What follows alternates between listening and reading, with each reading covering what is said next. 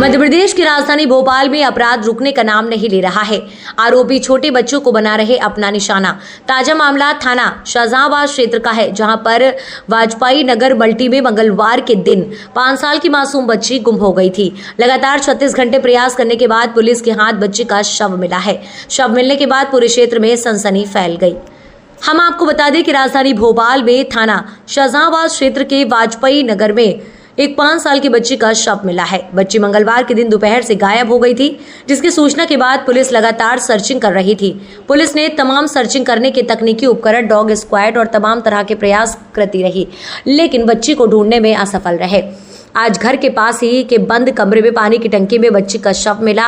शव मिलने के बाद रहवासियों में आक्रोश पैदा हो गया है, जिसकी वजह से वहां बहुत भीड़ इकट्ठा हो गई। पुलिस ने बच्ची को शव बरामद कर एम्स हॉस्पिटल पोस्टमार्टम के लिए भेज दिया, लेकिन उसके बाद थाना शाहजहांबाद को वहां के रहवासियों ने पूरी तरीके से घेर लिया और आरोपी को फांसी देने के नारे लगाते रहे। थाना शाहजहांबाद के सामने लगभग 1.5 घंटे तक जाम की स्थिति बनी रही। सैकड़ों रहवासियों ने थाने को घेर करके रखा।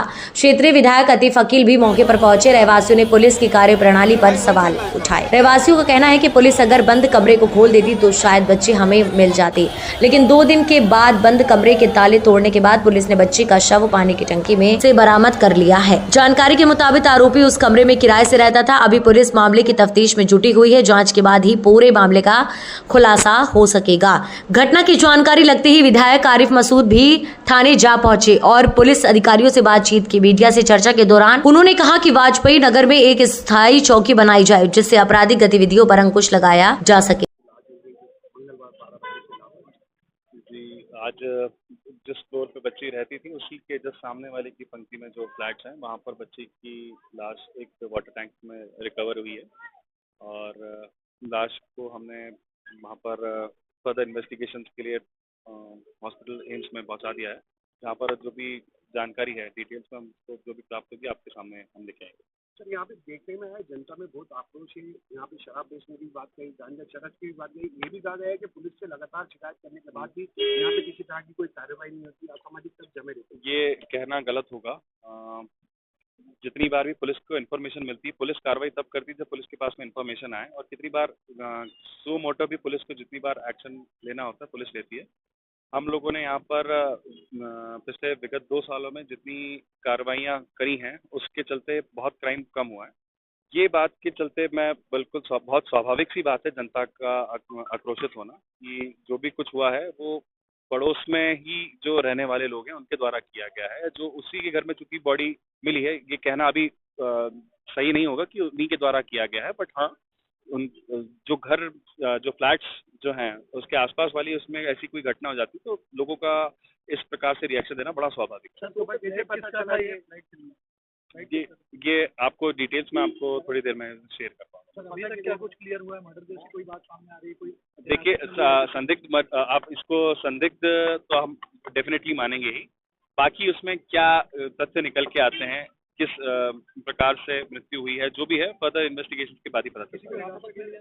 अभी मैं आपको अभी बताने की स्थिति में नहीं हूँ। कमरा बड़ोले क्या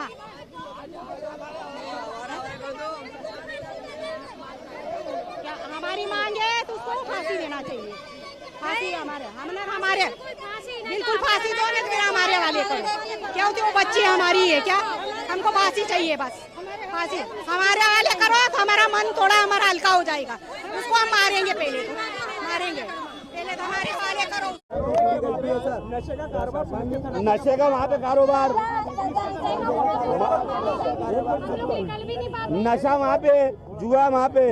अब जिला प्रशासन से मैं यही बात करने जा रहा हूँ, अगर वास्तव में गंभीर हो और कल से आगे एक बच्ची की बलि चढ़वा दी, अब गंभीर है तो मल्टी में स्थायी चौकी आज ही स्थापित करने का आदेश दे तो हम मानेंगे कुछ कर रहा है। पुलिस हफ्ता वसूल करती है वहाँ पे। पुलिस की हफ्ता वसूली से पहले तो अभी चौकी आ जाए, जब तो हफ्ता वसूली की बात करेंगे चौकी। देखिए, मध्य प्रदेश के अंदर नेशनल क्राइम ब्यूरो भी कहता है कि कहीं ना कहीं बच्चियों के साथ, औरतों के साथ जातियाँ हो रही हैं। सबसे स्पष्ट बात है कि एक बच्ची अपने आंगन में खेल रही थी, 5 साल की बच्ची, उसके साथ ऐसा हो गया। शर्म की बात है सरकार के लिए। और सबसे बड़ी चीज़, कमिश्नर सिस्टम लागू है यहाँ पर। धड़ल्ले से शराब बिक रही है, अफीम बिक रहा है, गांजा बिक रहा है, धड़ल्ले से सारी चीज़ें चल रही हैं।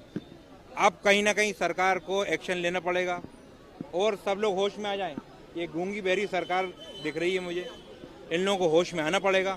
पुलिस को सख्त से सख्त कार्रवाई करनी पड़ेगी और जो अफीम गांजा जिन लोगों के आड़ में चल रहे हैं, अब उनसे ये कहना है कि मेहरबानी कर कर बच्चों के भविष्य के लिए, जो आने वाली जो नस्लें हैं उनके भविष्य के लिए अपनी सियासतें छोड़ दो और जिसने भी कराया उसके साथ कार्रवाई होनी चाहिए। इतनी बड़ी बड़ी मल्टियां बना दी गई है, कैमरे नहीं है, लाइटें नहीं है, लोगों का कहना है पुलिस बल भी ना के बराबर रहता है। तो ये कमिश्नर सिस्टम देखिए, स्थानीय विधायक होने के नाते मैंने बोल दिया, अगर आज मैं विधायक नहीं दे दूंगा तो कम से कम 2 महीने में प्रोसेस होकर कैमरा लगेगा।